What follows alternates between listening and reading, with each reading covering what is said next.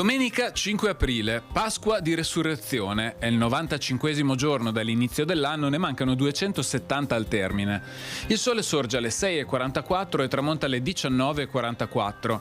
La luna si leva alle 23:56 e tramonta alle 7:41.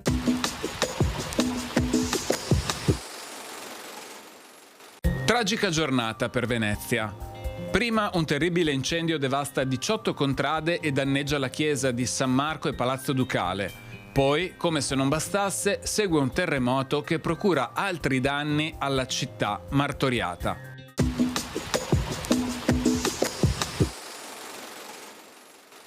Le previsioni per domani. Cielo al più parzialmente nuvoloso nelle prime ore per nubi medio-alte, poi sereno o poco nuvoloso. Per le temperature prevalgono lievi aumenti.